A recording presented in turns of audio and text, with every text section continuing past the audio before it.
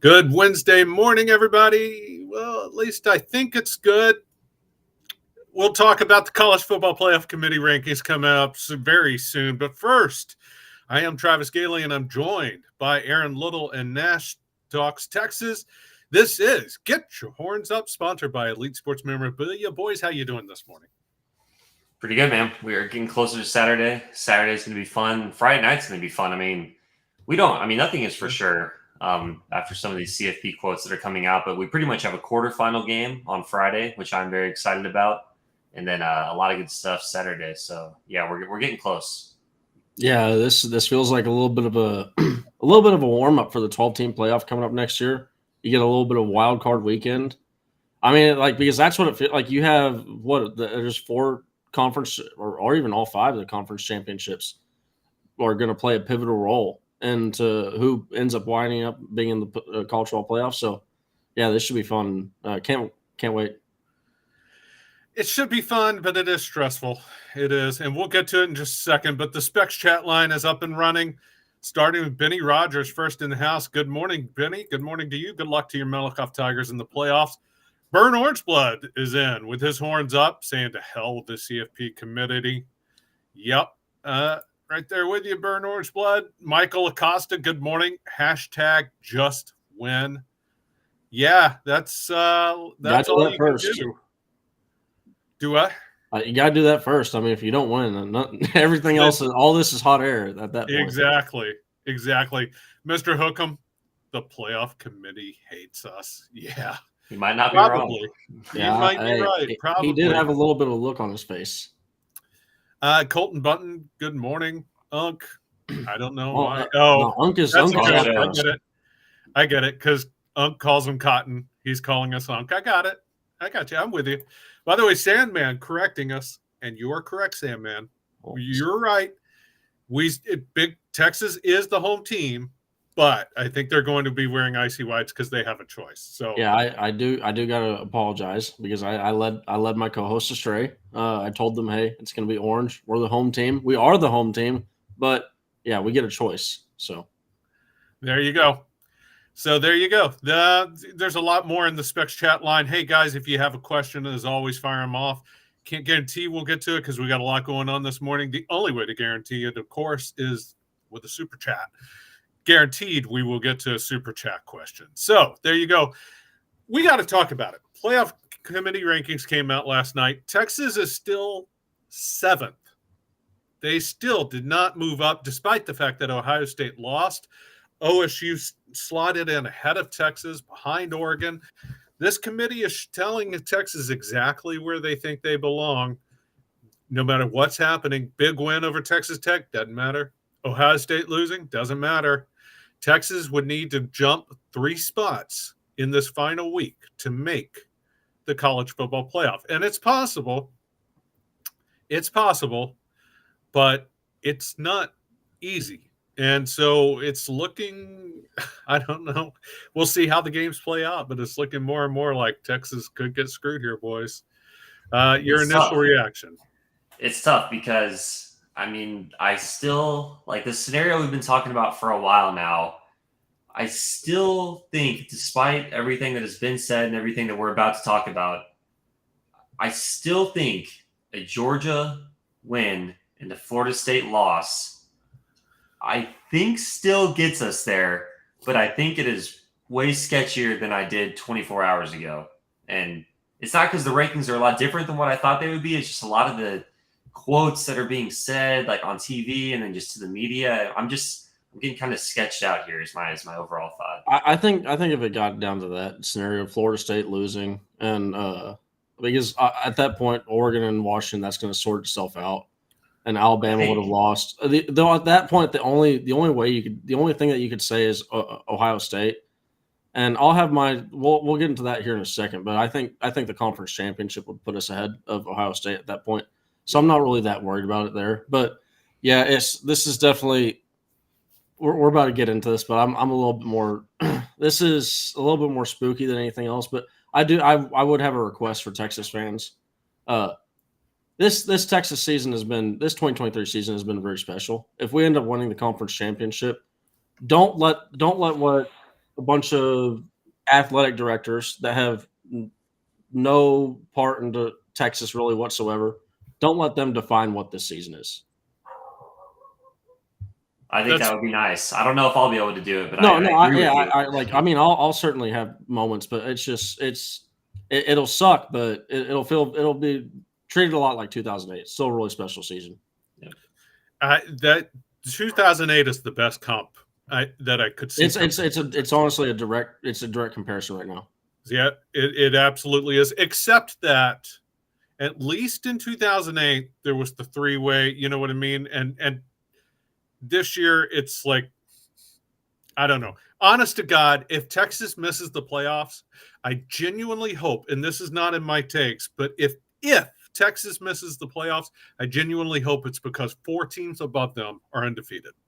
At least then you can say, okay, you know what? We had our shot. We fell a minute 17 short in Red River. If Texas had taken care of business there, everything would have been okay. If Texas gets jumped by a one-loss team, it gets a lot harder to take. I mean, I'm fine knowing, like, we're gonna, like I said, we're 5 times. We're gonna get into this here in a second, but like this just such a weird and rare year in college football that I'm fine if Texas ends up missing out and we're the first or second team out, then I'm fine swallowing that. All right, Aaron, get us started. What are we doing here? All right. Here's the bit for today, everyone. We're doing a college football take fest, take-a-palooza. Everyone came prepared with 3 separate takes. There weren't many rules, as everyone gets 3 takes. They've got to be kind of specific. They can be about the rankings, about a team, about the system overall. We're going to go in order one at a time. Guys, this includes the chat. No feelings can be hurt during the take fest. Everyone's going to present their take, present their argument. People will have a chance to respond, and we're all going to have a good time. So, Travis, our fearless leader, our host, you want to get us started? I will. Yeah. All right. So, Ohio State ahead of Texas and Alabama. And you have to be asking yourself why. You look at top 35 wins by the FPI. So, essentially, if top 35 would be, in basketball terms, like a quad 1 win, right? Alabama has 5. Texas has 5. Ohio State has 3. Oregon has 3. All right. And yet Ohio State and Oregon are ahead of Texas and Bama. Wins versus bowl eligible opponents. Alabama 7, Texas 7, Ohio State 6, Oregon 5. Wins versus winning Power 5 opponents with a winning record. Alabama 5, Texas 4, Ohio State 4, Oregon 3. And finally, strength of record. This is the only metric in which Ohio State is above the rest. Ohio State has the 5th strongest strength of record, Texas 6th, Alabama 7th, Oregon 8th. By all metrics, Oregon, by the way, is dead last in each and every one of those. But Ohio State is behind Texas and Alabama in most of those. Ohio State's coming off a loss where they didn't really look that great. And this is one of the few teams, elite teams, that they've played. I'll concede it was on the road. That makes a difference. But, of course, Texas went on the road to Tuscaloosa, and what happened there? 10-point win, right? So how in the hell does the CFP slot Ohio State in above Texas and Alabama? And, by the way, it matters because it's another rung that Texas is going to have to jump if they make the play in order to make the playoffs. It matters. We're 1 week away. We're less than a week. Sunday's the selection, right? So how does that happen? There's only one answer I can come up with, and it's that the CFP has a Midwest bias. Now, I know that sounds like a ranty little fan take. I get it. I understand. But hear me out. Boo Corrigan, the chairman of the committee, he's the North Carolina State Athletic Director, right? Well, that's not Midwest, except he's a Notre Dame undergrad. He got his undergraduate degree at Notre Dame. He's a Golden Domer. Mitch Barnhart, the Kentucky Athletic Director. Oh, yeah, he got his grad degree from Ohio University. Ward Manuel is on the committee. He's Michigan's Athletic Director. He cannot talk about Michigan when they're in the playoffs, but he can talk about Ohio State, and he is incentivized to have Ohio State ranked as high as possible because it makes Michigan's win over Ohio State look better. He has a literally a financial incentive to rank Ohio State higher. David Saylor, also in the committee. He's Miami of Ohio's athletic director. And by the way, Miami of Ohio frequently plays Ohio State. Gene Taylor, the Kansas State athletic director. All right, K-State, you would think maybe he would have an incentive to rank Texas higher, and he kind of does, except he was also previously the AD at Iowa. And finally, Rod West, the former Notre Dame football player, is on the committee. Oh, and two final thoughts. Potential anti-Texas bias on the committee. Chet Gladchuk, who's the Navy athletic director, used to be the athletic director at Houston, and Will Shields played for Cornaghy. He's a former player at Nebraska. There is not a pro-Texas take on the committee and a very strong Midwest bias. Hence, you see Ohio State with a worse resume and a one loss ahead of Texas and Alabama on the rankings. Golf clap. Travis, did you do debate in high school? That was like textbook. Got a point, then lay out the facts. That was pretty good. I actually did, yes. I feel like you practiced that in the mirror once or twice. No. This was all just this morning. No time. I agree with most of this. The Ohio State stuff was weird. If you would have told me yesterday on the show that Ohio State's going to be ranked at number 6, I would have said, I'm not shocked. That's fine. And I wouldn't say it's fine, but I wouldn't have been shocked because that's where they were in the AP poll, coaches poll. We know they respect Michigan. We know they respect the Big Ten, and it was a close loss at Michigan.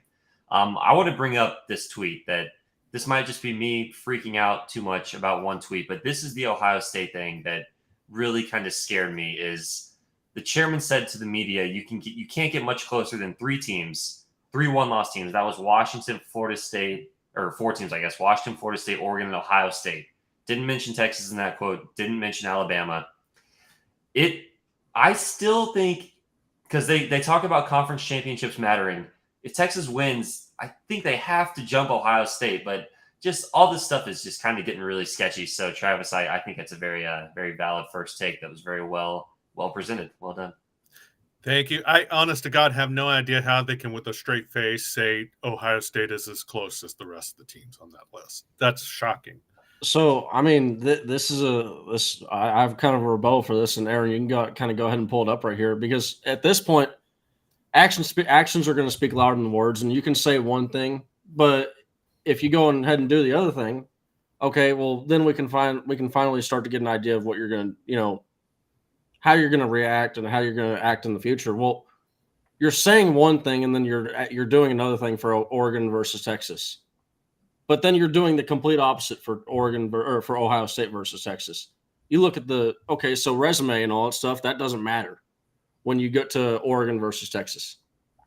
But Ohio State, I mean, it's very clear. They're looking at, when they go to put Ohio State above Texas, they're going saying, look, they have the better strength of schedule. They're better in strength of record. The win-loss is the same versus the college football playoff top 25. Hey, it's, we're going to, that's why you put Ohio State versus Texas. And then, what about Oregon versus Texas? Well, no. See, now that's when we go and we ignore those things, because we're going to look at everything and combine everything, which you're not comparing everything. You're just looking at one single thing, which is the eye test.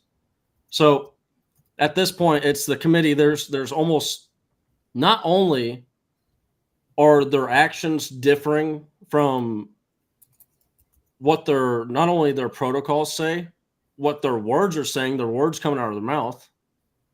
Not only is that all happening, but now there's no consistency to what they're doing. So at this point, why do we even have a committee if that's going to be the case? I think there's almost too many rules. I like the take, Nash. That was also very well presented. I'm going to get into this in some of mine, but they're doing themselves a disservice by listing all this stuff publicly and on the website and saying it.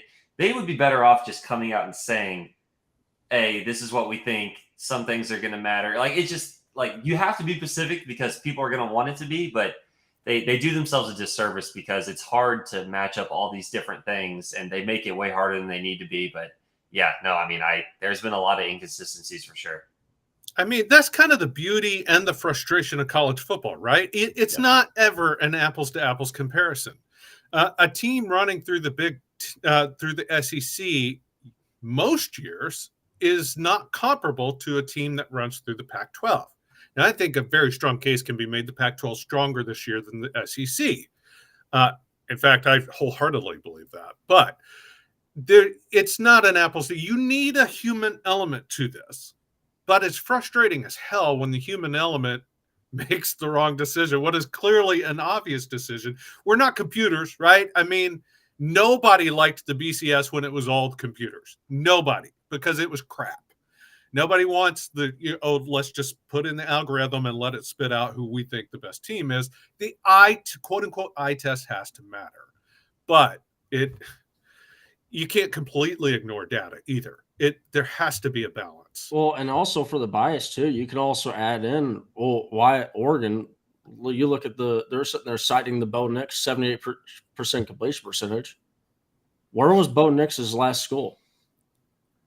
SEC. So if there's two conferences that are going to get a bias in this thing, it's going to be an S. Okay. Let's go with the old SEC quarterback. Yeah, well, there you go. I mean, it's just there's multiple layers that can be had to this. I will say I will give some credit to Oregon putting up those billboards. We were all mocking it when they had those billboards up in September. We were like, damn, why does Oregon have all these billboards up all across the country in September? This is kind of weird. Like, what the hell's going on here? Then fast forward, Oregon is the team of the committee's dreams, and Bo Nix is about to win the Heisman. So credit to you, Oregon. They were doing something right. And then, at the damn Red River rivalry, yeah, they were everywhere. They had, you could hold up cards that had Bodacious, like Nike reps were handing out posters. Hey, nobody ever accused Nike of not knowing how to market. I'm just saying that is their bread and butter. All right, Aaron, what was your take? I got my first take. Everyone fasten the seatbelt. I don't think I'm going to get much love from the chat from this one. The take is simple. The eye test isn't that bad. I don't dislike the eye test. I kind of like the eye test. The issue is they need to be more in our face about it. When they list, here's our criteria, they should list the eye test is the top criteria. They should say, we are the College Football Playoff Committee. We were chosen. We know more about college football than everyone else. So we were chosen to be on the committee. We know ball. We watch football. Here's what we think. It would be a lot better if they just did that, because I think Oregon is better than Texas on the eye test. I do. I've been saying I think Oregon's the number 2 team in the country via the eye test all year long. I watch Oregon and I'm like, I get it. I think this team is incredible. I think they should be in the college football playoff. But the committee, they say the eye test is a factor. Then they say head-to-head. Then they say strength of schedule. Then they say conference championships. Then they say common opponents. And it's like, okay, well, if you're going to lump this all together, then it's hard to make the argument that this team is just ahead on eye test. I think they should just be more open and say, hey, here's the eye test. Sorry, if you don't like it, maybe you should be on the College Football Playoff Committee, because we are on the College Football Playoff Committee, so we know what's going on. Because I think the eye test is like kind of the best way to get the best 4 teams, but it's an impossible system, because if the eye test is the only thing that matters, then there's no points in winning and losing. And if there's no points in winning and losing, then the sport is ruined. What's the point of everything? But because, like, if you want to just go based on this, you should just say, okay, we should just go by the Vegas power ratings, because Vegas knows better than anyone. We should ask Vegas, if these teams are on a neutral field, who are the 4 best teams? And they'd be like, okay, then we've got Georgia, we've got Michigan, we've got Oregon, and then we've got Texas. I think those would be the 4 best power rated teams in Vegas. So that's my first take. The eye test isn't that bad. I don't hate the eye test.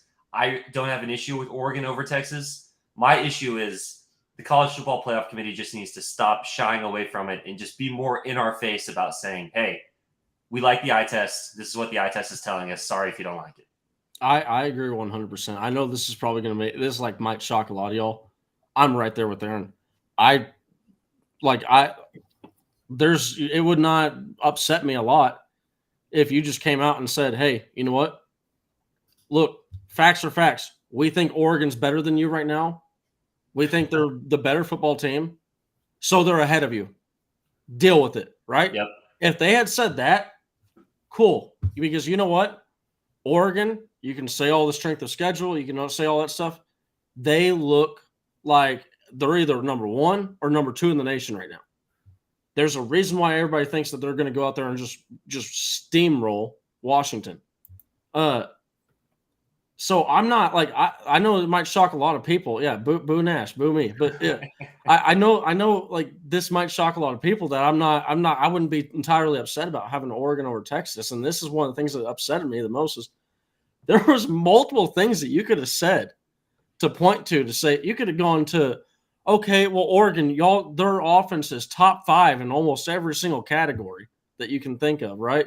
That's why we have Oregon over Texas.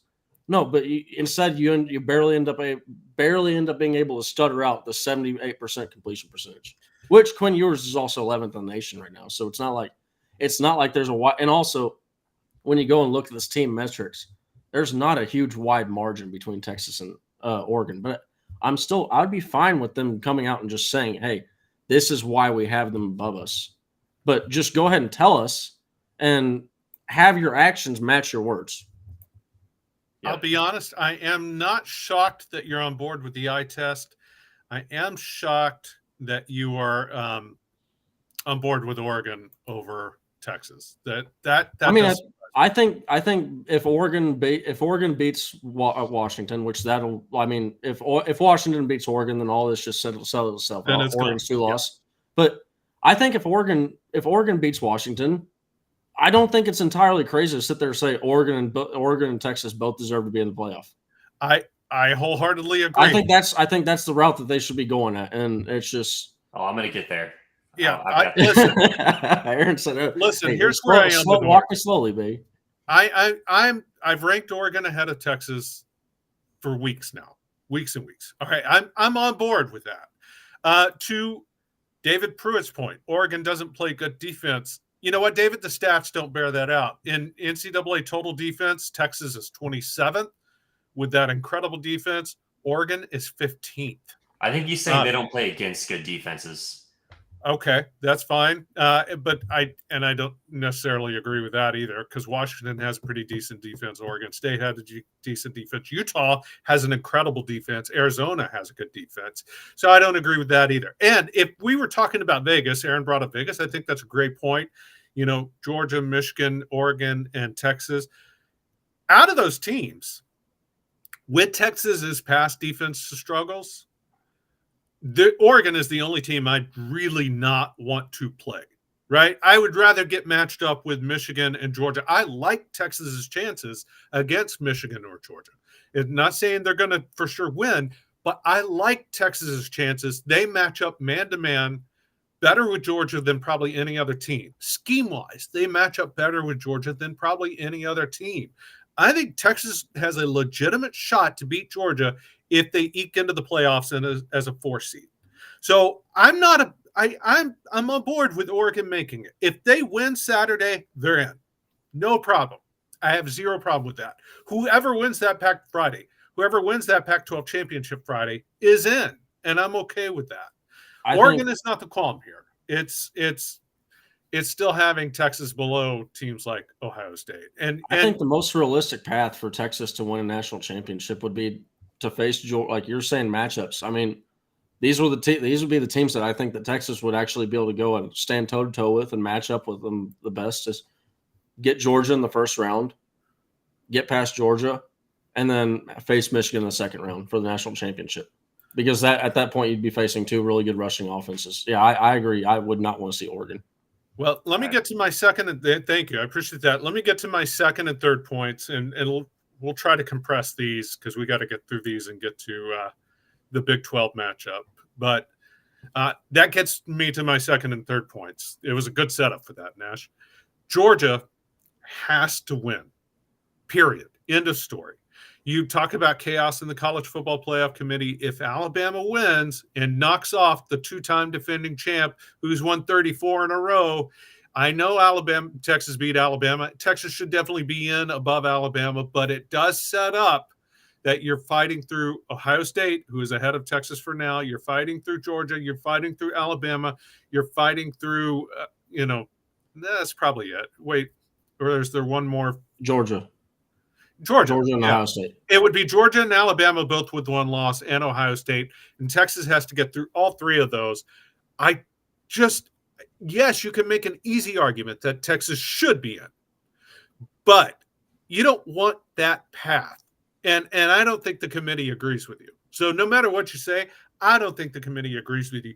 Georgia has to win. And to the point about style points, Boo Corrigan, by the way, said to the point about Oregon, Boo Corrigan said Oregon has dominated every week when Reese Davis pressed him on it. And by the way, Reese Davis seemed to have a pretty pro-Texas slant there, and I agreed with him. But that leads me to my third and final point. Texas has to go out and beat Oklahoma State by 30 points. They need style points now more than ever.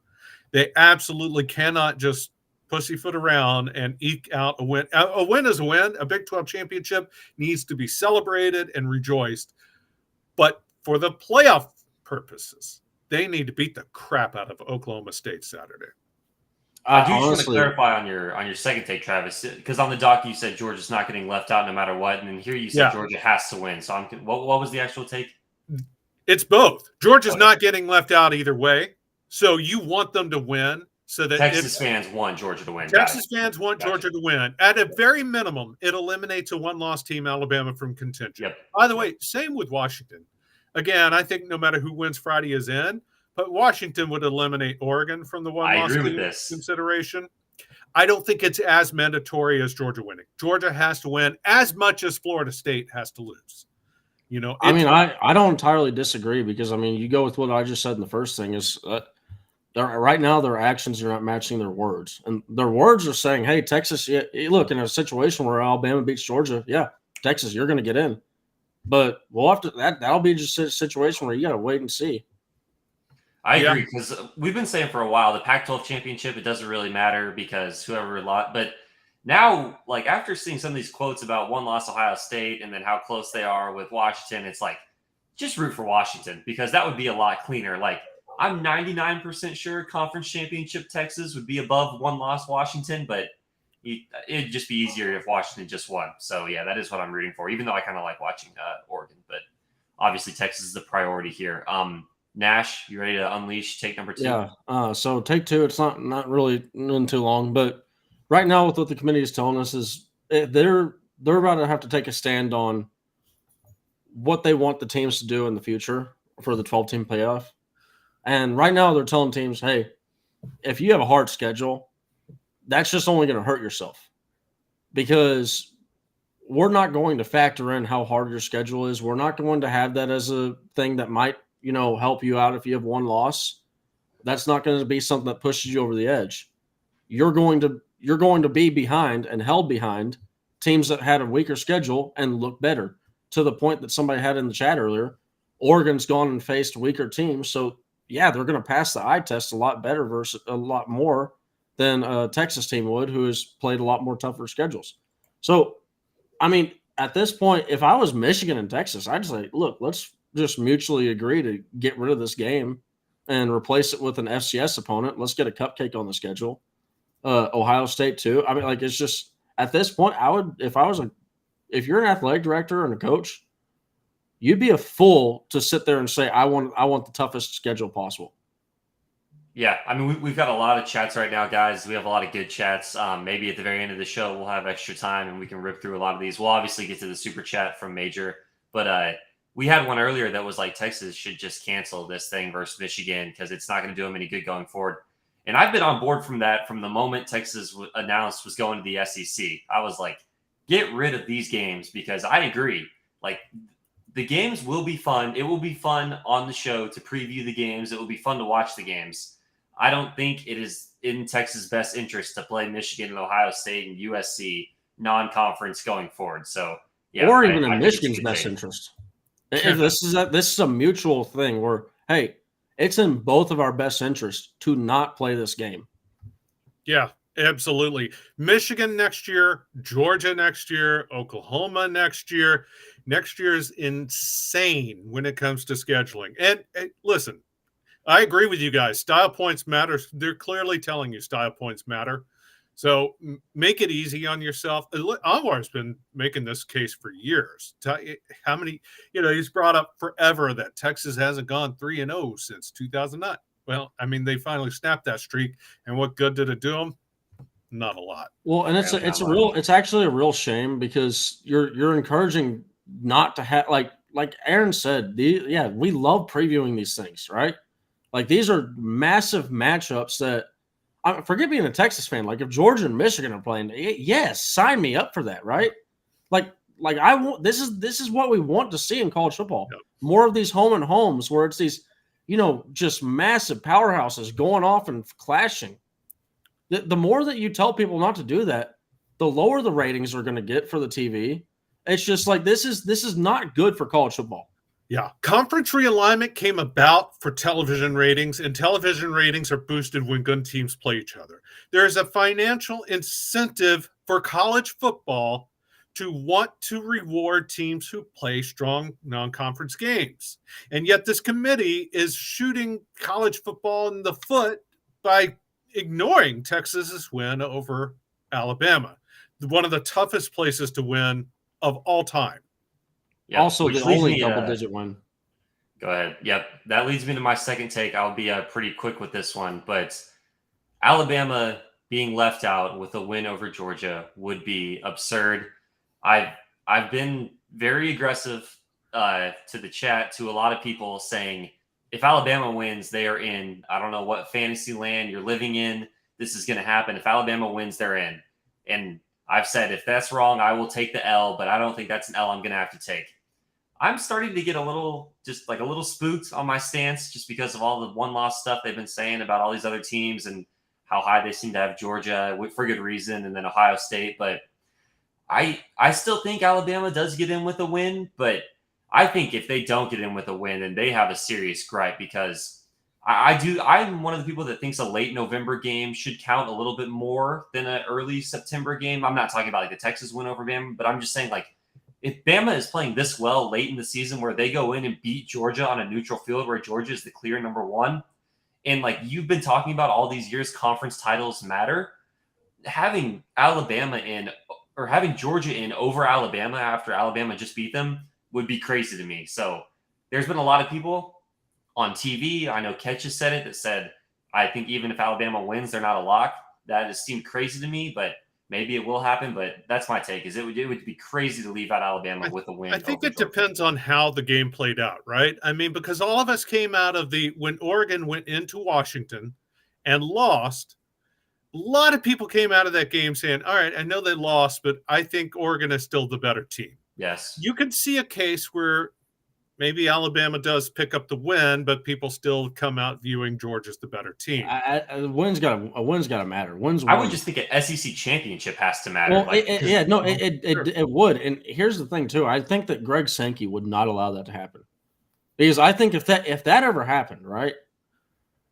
Greg Sankey, I think, would, like, that's where if I were the NCAA office, that would be my worst case scenario, is Alabama winning the SEC championship and getting left out of the college football playoff. They'd burn down the country. Like Alabama. Greg Sankey would literally he'd be on the phone with the Big Ten commissioner the next day and be like, okay, here's what we're doing. We're doing a super league. Forget the NCAA. Let's get the ball moving. We don't need them, and we'll start our own playoff committee. We'll do all this stuff. We'll be the premier force in college football. All right, Nash, I don't think he'd allow that. Let's rip through your third take here. Okay, so my third take is just look. It goes into what my request I had is, don't let the committee, if the committee leaves us out, don't let that ruin y'all's view of the season. This is still an incredibly special season. This is the first time I think ever we haven't had the top 6 teams change. Aaron can pull it up right here. The top 6 teams have only shuffled around. And speaking about 2023 right here, sorry. Yep. So if you look at this is, I said like right here that the top 6 hasn't changed. It's only shuffled around. The closest that you've had to this is in 2018. You had a similar year where it was just 1 through 4. It was pretty much that was what it was most of the way through. And this is the year that is closest in change. Up to this point, we've had only in 2018 we had 24 spots changed at that point up to this point in this rankings part. This year we've only had 12 spots change. So teams have only moved 1 through 8. We've only moved a collective 12 spots. Compare that to 2018, 24. In 2020, which is a completely weird year, it's still more. It's 14. This is a year that you could honestly really write off. But this is the year that is the closest to what we're having right here in 2023. And you can't even use this year as a comparison because this is a year where schedules were completely weird. What the Big Ten had like 5 or 6 games. Nobody had there was no consistent scheduling whatsoever. There's not even consistent scheduling as it is. But yeah, it's just going back to 2023. It's just the lack of movement that we've had in the top, specifically the top 8. This is really unprecedented. And this Texas team, if they were to win a conference championship this weekend on Saturday, every single other playoff we would have made it in. We would have made it in easily. It's felt like that, and I'm glad you had the data to back it up, Nash, because it has felt like that watching. It's like, man, this has got to be unprecedented because I feel like a team like this with this resume gets in like 9 times out of 10, and there's usually upsets, and there's usually teams helping other teams. Not this year. That has just not been the case. So it's interesting. I'll go back to the one upset that has happened. There's been 32 games against for top 5 teams at home. 31 have been won. 1 team lost, and that was Alabama, Texas. Yep. All right, I'm going to wrap it up here. We are going to preview the Big 12 championship game very soon. We're also going to make our predictions tomorrow. If you guys are liking the video, please give us a like. There's a lot of teams that deserve to make the college football playoff this year. It is time for the college football playoff committee to stop being soft, stop being scared, play to win. They just need to boot Florida State. Unless Florida State completely rolls Louisville and looks very impressive in the process, which I don't think is going to happen, Louisville is now only a 2-point underdog in that game. It would make things a lot easier just to say, hey, guess what? Your quarterback is now Tate Rodemaker. Your offense is no longer very good. The college football semifinal games have been largely a disaster. There have been a couple good ones. They've mostly been bad.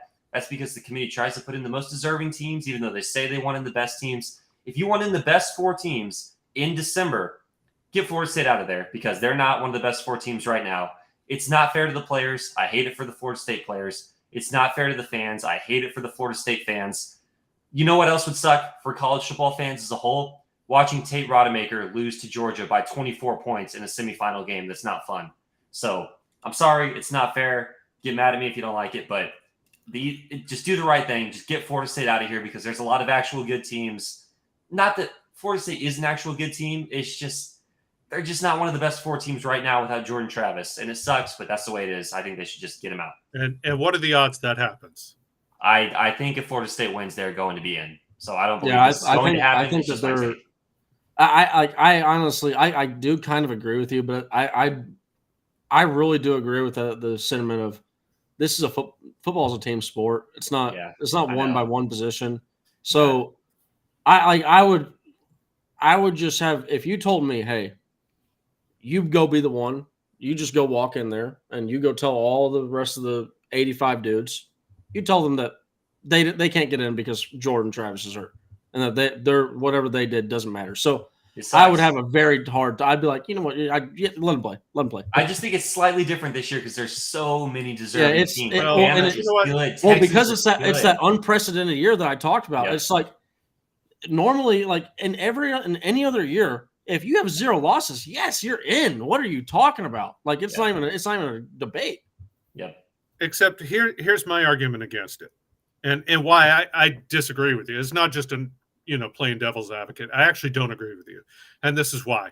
We can't sit here and say the games have to matter if you're going to turn around and then punish a team who won every game. I know their schedule isn't what Texas and Bama and Georgia and the rest have faced. I get it. But it's still not easy to go through a Power 5 conference, including the ACC, to go on the road to Clemson and win in Death Valley, to beat LSU in week 1, and LSU's defense is pathetic. It's not easy to run through this schedule undefeated. Definitely not. And if you're going to say the games matter, then the games have to matter, and Florida State should get in if they win. Yeah, Well, I just think it's a different importance of team. But I don't disagree with you disagreeing with me, if that makes sense. Like I think it's fine. This is where the importance of having the 12-team playoff comes in, because then it's literally just as easy as, okay, Florida State, now you're number 6. Go prove yourself in a wild card game. If you win, if you keep winning, you win. There you go. All right. We got to get to the super chat, by the way. Thank you, Major Alexander, for being so patient with this. Saying every time, $4.99, every time an Oregon team does this, they get embarrassed in the playoffs. And sorry, Major, we set this up saying if we disagree with you, no hurt feelings, but I'm going to disagree with you here. Oregon has made the playoffs once, 2014. By the way, they went out that year and beat the Florida State Seminoles, the aforementioned Florida State Seminoles, 59-20, snapping like a 19-game win streak for FSU. 59-20. That was no accident. And then they got into the championship game against Ohio State, where they lost 42-20. Now that is a butt kicking. I agree. But that's also an Ohio State team that, yes, had Cardell Jones, who was lighting it on fire. That's an Ohio State team that had Ezekiel Elliott at running back, had Devin Smith and Michael Thomas at wide receiver. Taylor Decker was their left tackle. Eli Apple, their cornerback. I mean, that was a loaded Ohio State team. Urban Meyer, the coach. One Tom Herman was the offensive coordinator, and the defensive coordinator was none other than Luke Fickell. It was stacked in the coaching. It was stacked in the players. Ohio State was an impressive team. So losing to Ohio State in the championship is not an embarrassment. They did just fine in the playoffs. And also that also does go into what Aaron said. There is no comparison to be had with this. He said this yesterday. Anybody that's trying to compare the 2014 Ohio State to Florida, just get out of here. Pack your bags. Go. Stop. Right. Yeah. It's not even close.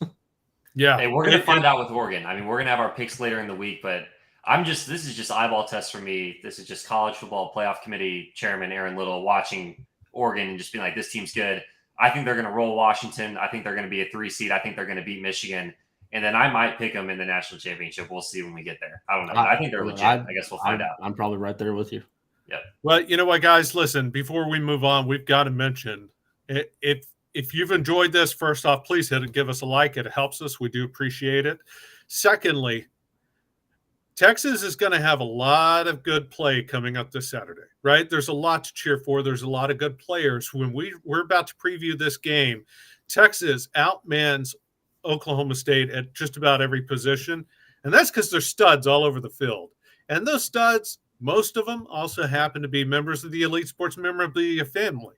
And you can jump in and grab some studly gear right now. Santa's hat, Nash's hat tells you it's almost Christmas time, and nothing better under the stocking than Texas gear. I'm just telling you right now, go get yourself a Kelvin Banks autographed jersey. The pre-orders are open right now for Kelvin Banks gear. Go get you an Anthony Hill autographed jersey. Why not? You want a mini helmet from Quinn Ewers? Go get it. It's right there available. Just whip out your phone, scan the QR code, and jump on this. I promise you there's something for everyone there, unless, of course, they're an Aggie, in which case, maybe you should still buy it just as a nanny boo-boo, we're coming for you. You have my Elko gift. I got my wish list written to Santa Claus. So there you go. Majors killing me in the chat, man. We're smoking a lot of crack. That would be a good stream. Yeah, just 3 guys just smoke a bunch of crack and then get on YouTube at 6:30 in the morning. That would be funny. That would literally be like the Anchorman thing where they have they're sitting there doing the crack and they're like, no, you can't smell crack. what do you mean? The effect is quite strong. I never understood wanting to do a drug named after a bad body part. I'm just saying that's me. I'll find something else to do. I love that. Y'all smoking quack. You know what? Oh, that's a good one. Yeah, that is good, Sam, man. Y'all smoking quack. But instead of crack, I prefer to drink my woes away. And maybe we should start drinking in the morning. And of course, if we're going to do that, we should just go hit up Specs, right? I mean, in fact, that may be the plan. Tonight, I might just jump on the Specs app or Specs Online, find myself a nice drink to have delivered straight to me, because that's what they do. Fine wines, good spirits, craft beer. You want some goodies, some snacks? You got it. Just jump on Specs and go have a look. No matter what you're needing, Specs same-day delivery can save the day with our Specs app or online shopping. From world-class wines to hard-to-find spirits and craft beers to gourmet foods, delicious snacks, and spectacular sweets. It's Specs. Cheers to savings. There we go. It's time. It's time. There's one regular season. Well, this isn't even regular season. There's one game left in the Big 12. Texas is done with the Big 12 after Saturday, and all they have to do to go out champs. Hey, they came into the Big 12 as champs, took care of Nebraska, first championship game in the Big 12 era. They can go out as champs if they take care of business against Oklahoma State. This is going to be I keep wanting to say it's a tough game because, Oklahoma State clearly has nothing to lose, right? They weren't supposed to be here. They lost to South Alabama, 33-5 or whatever it was. Frankly, I don't think they're a good team, and everything I've looked at backs that up. Let me run through this real quick. I don't know if it would be quick, but let me run through this. Ollie Gordon is clearly the straw that stirs the drink, right? He is the stud. He's the leading rusher in the country. And he is critical in the red zone. He's accounted for 20 touchdowns, which is far and away more than anybody else on their team. When they get into the red zone, they run the football. They run Ollie Gordon. They run Ollie Gordon outside of the red zone. They run Ollie Gordon a lot. He gets a lot of carries. Unfortunately for them, that just happens to be Texas's strong suit. Oh, red zone defense, check. Run defense, check. It's going to be tough for Oregon State to move, for Oklahoma State to move the ball. Speaking of, when they do try to pass the ball, they will throw it a lot. Some of that is by design. Some of it is because they have no other choice. They've fallen behind late in games. But to show you how much they're going to throw the ball, Alan Bowman has roughly 100 yards more than Quinn Ewers on the season. But that was on 100 more attempts. They've chucked the ball around a lot. And when they do rely on Bowman, it has not gone well. He has more interceptions, 11, than touchdowns, 10. And Mike Gundy himself said this week, they don't want to be one-dimensional. And by that, he said that means they want to pass the ball when they decide to pass the ball, not when it is dictated to them that they have to pass that ball. And says when they've become one-dimensional this season, it has not gone well for them. A good example of that is the UCF game where Ollie Gordon only got 12 carries while Bowman chucked it up 36 times, resulting in 3 interceptions. If Texas is able to shut down the run, the pass game will struggle for Oklahoma State. I'm just telling you right now. Now, yes, Texas has struggled in the passing game, but I'm heartened by the fact that they stepped up against Tech. Brendan Presley is their leading receiver, by the way. 76 catches, far and away their leading receiver, but he's the possession guy. He only averages 9.8 yards per catch, and his longest reception this year is 29 yards. On offense, this Oklahoma State team struggles when they cannot run the ball. Period. End of story. What do you guys see? Your point. The first thing I wanted to check with Oklahoma State, because they've had these horrible losses, but then they've had like a lot of wins in a row. So it was like, this seems like a tale of two teams. So I wanted to look at, okay, what happens in their wins? What happens in their losses? And Travis, you completely nailed it. The running game is definitely the first thing that comes to mind on both sides of the ball. In Oklahoma State wins, they are averaging 192 rushing yards per game. In Oklahoma State losses, they are averaging 92 rushing yards per game. So that's obviously easy math there, 100 yards less per game when they lose. When they are forced to pass, they will, but they're not good at it. So they're going to be very inefficient when they're forced to pass, even though they are willing to do it. And then when you look at the Oklahoma State defense, when Oklahoma State wins, they allow 161 rushing yards. When they lose, they allow 203 rushing yards. I think the Texas run game is in a pretty good spot right now. I think the run blocking has been good recently. Obviously, I would love to see Jonathan Brooks tear up this defense. That's not going to happen, but Jaden Blue is good. He's just good. That was my take. I was taking notes, watching Nash's clips from the game, and I was like, Jaden Blue is good. CJ Baxter has been better. I still think Texas is going to be able to run the ball. I still think they're going to be able to control this game from a run game perspective on both sides. I'm gonna try and get through this quickly and in one breath. But Oklahoma State, like y'all said, I mean, versus the rushing game, that's clearly their strength. That's strength on strength. And there's multiple ways when I say that this matches up well, that's like a good matchup just for everybody to see because you're watching you're watching the best running back in the nation go against the best rushing defense in the nation. Oklahoma State, they have a pretty decent offense overall, just overall numbers wise. They're not bad. They're not great. They're probably good. They're going up against the top 25 defense. That's a good matchup. Where it's a good matchup for Texas, and it stops being a good matchup for anybody else is Oklahoma State. Aaron mentioned they're not efficient in the passing game. They're horrible. They're 6.6 yards per pass. Texas is averaging 6.8 yards per pass on the other side. So even with our pass defense, this plays right into their numbers. Our defensive numbers are right about where their offensive numbers are. Okay, well, what about when we're on the field? We're averaging 8.5 yards per pass. We're having pretty efficient pass offense. Their defense is averaging 8.5 yards per pass given up. We're averaging 272 yards passing per game on offense. They're averaging 249 yards per game on defense. These are numbers that are very similar. And if you're an Oklahoma State fan, this does not tell a good story for you. Yards per rush. Texas is averaging 4.9 yards per rush. Oklahoma State's averaging 4.6. I mean, and then you go to the just overall defensive numbers. Oklahoma State's in points per game, 77th in the nation, 112th in the nation, opponent yards per game, opponent points per play, 82nd in the nation. So they're not efficient they're not efficient in let me say this. They're allowing opposing offenses to be incredibly efficient against them. And that none other than yards per play, 6.2 yards per play. Texas is getting 6.4. There's just a lot of these numbers when they're the same on offense for Texas and they're the same on defense for Oklahoma.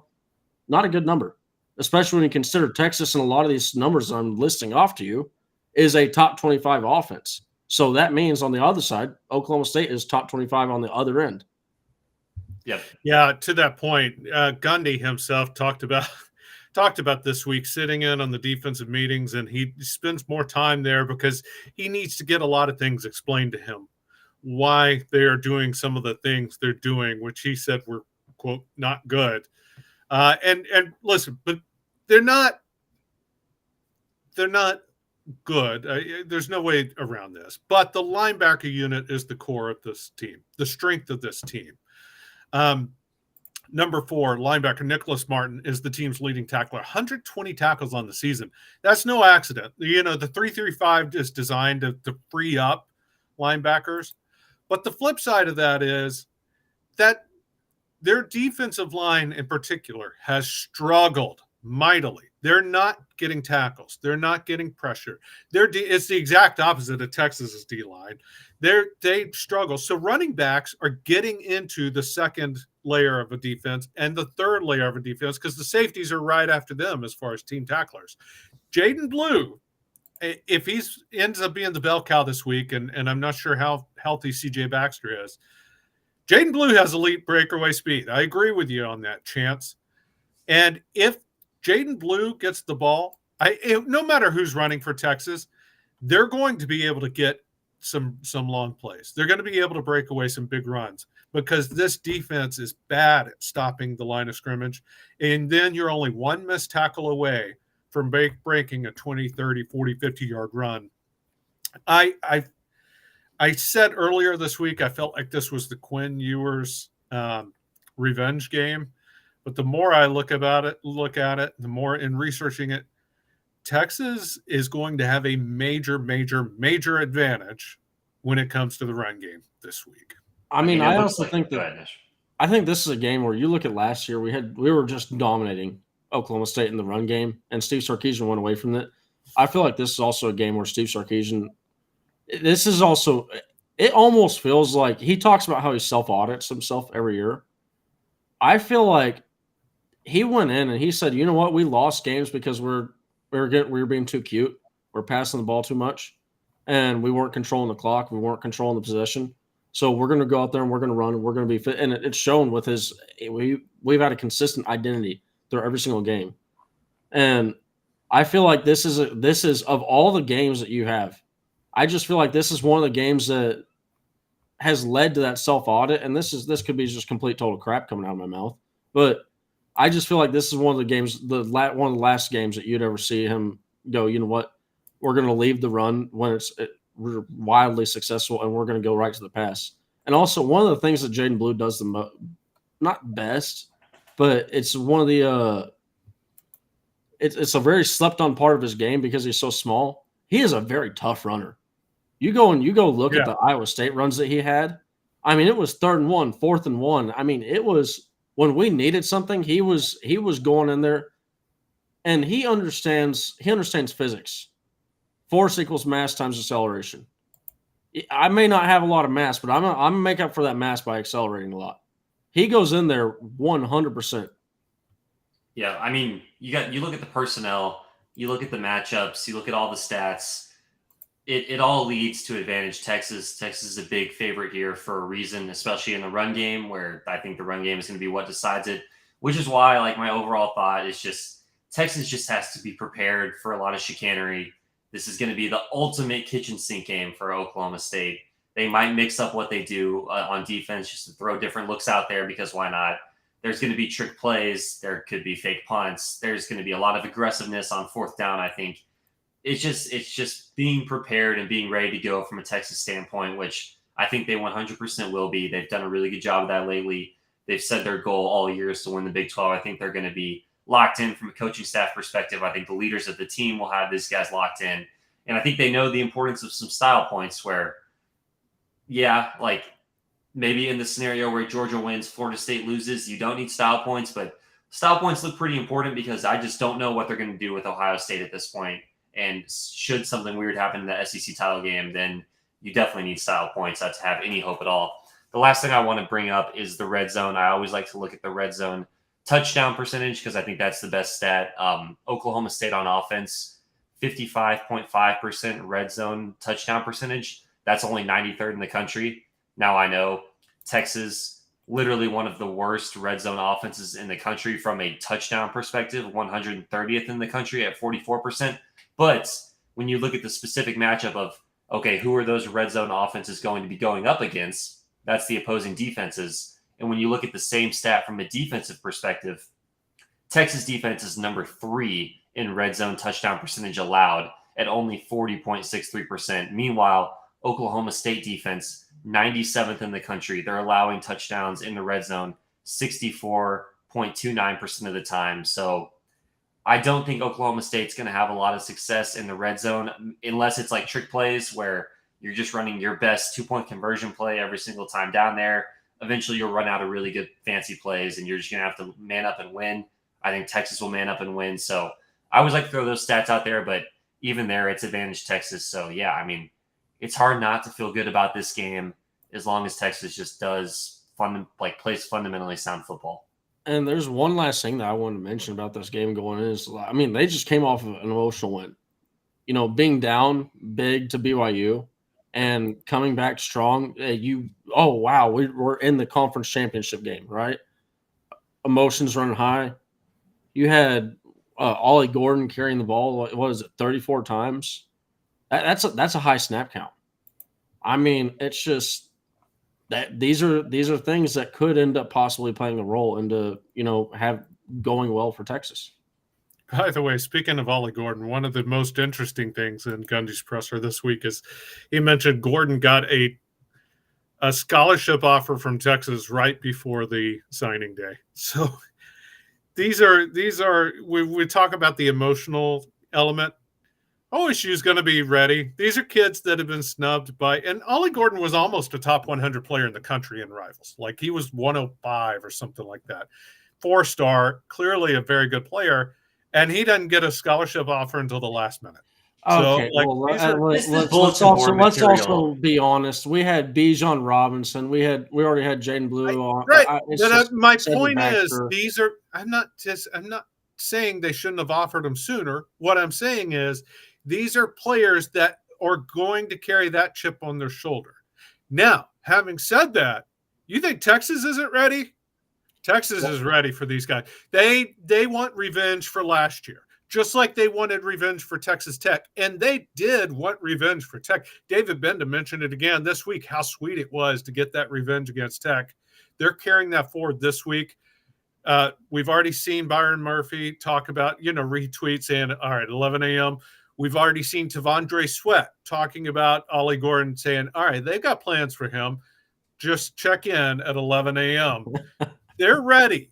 They're ready for this game. Look, maybe this is why I was a below average Division III baseball player and not a menacing Division I football player. But this bulletin board stuff has got out of control. I mean, oh no, I didn't get offered a full scholarship to play running back at the University of Texas till the end of my recruiting cycle. That's horrible. Okay, grow up. Byron Murphy. I love Byron Murphy. You He's think awesome. that's the reason you didn't play D1 football?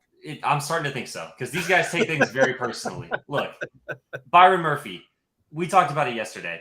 Mike Gundy got asked what he's going to do with these guys that are good up front. He says, hey, we're going to try to block them. What else can we do? We're going to try to not block them? No. If someone said, hey, Byron Murphy, you have a nice sense of fashion and your dogs are really cute. But, 11:30 a.m. We'll see about that. Like, it's getting out of control. The bulletin board material. Maybe I'm soft. Maybe this is why I'm not as good at football as Byron Murphy. There might be some other reasons that you hint at, Travis, but I don't know, man. This is just out of control to me. No, you're right. I mean, it's almost like the field rushing. Okay, hey, this is a number 5 matchup versus number 6 team. Okay, let's rush the field. We couldn't have seen this one coming. It's like if there was ever like a chip on your shoulder, right? It would be like a Jackson Smith and Jigba who was completely ignored by Tom Herman, right? Clearly, he's a top guy, right? If they were to play Texas and he were to come out saying, "Yeah, you know what? I really want to stick it to Texas for never offering me," then yeah, I believe that. But like this is like it's like come on.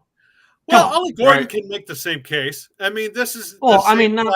Let's be honest. This is the same class. Hold on. This is the same class where Texas signed Jane Blue. You don't think Ollie Gordon, in his heart of hearts, thinks he's better than Jane Blue? You think he's really? You think he wasn't feeling snubbed by Texas? I think he was, and I disagree with you guys.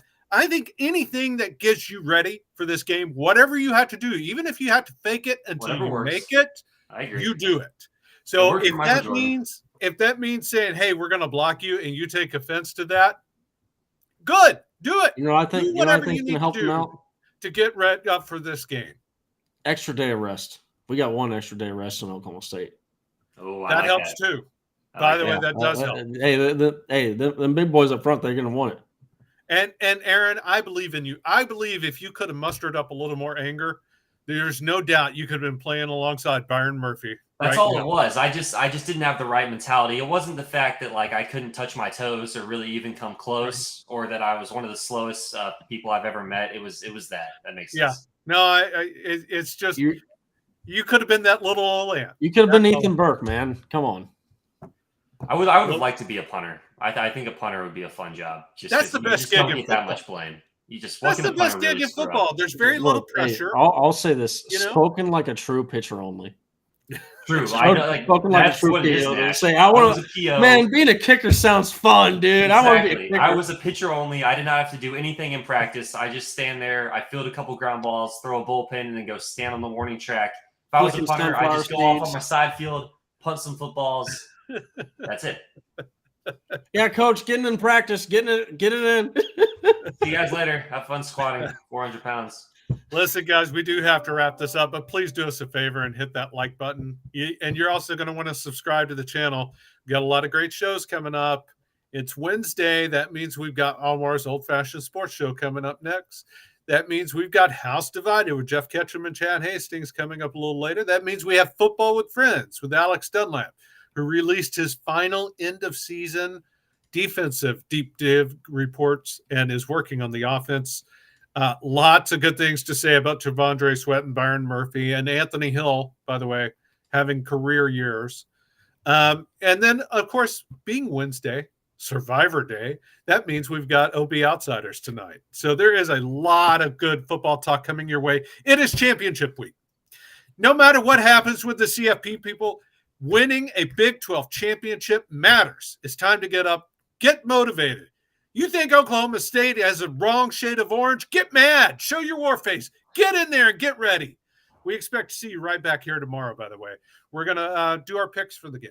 We're gonna break down what we think is happening with this game as far as like Quinn Ewers stats and everything else. Then we'll do our final picks, and we'll tell you how you can win a free autographed Jonathan Brooks jersey. I've lost faith. It's not happening. But I know. they can't do it. There's 2, potentially 3 more chances to win this. So you got it. But I have faith. One of you can do it. We'll tell you how tomorrow. Guys, any final words? I will say, you mentioned Anthony Hill career year. I just hope this is not his career year. No. But Well, I'm I hope saying it is up to this point. in the deep dig grades, progressing bar. In the deep dig grades, he's having one of the best seasons already of any Longhorns that I understand. I just wanted to get a quick little clarification out there for the good old football gods out there. Hector, come back tomorrow. We will be doing that tomorrow with a lot of other stuff. Yeah, I mean, final thoughts is fun show. Everyone, please like the video. But yeah, I had a lot of fun, so I'm enjoying the show as usual. Thanks to the viewers, thanks to you guys. That's all I got.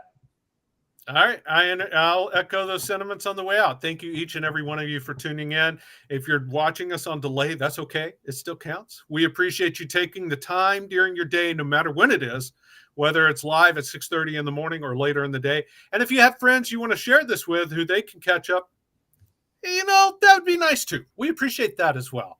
So listen, for Nash, Santa Nash loves talking them horns from the state of Texas. For Orange Blood's own Aaron Little, I am Travis Gailey. We hope you have a fantastic Wednesday.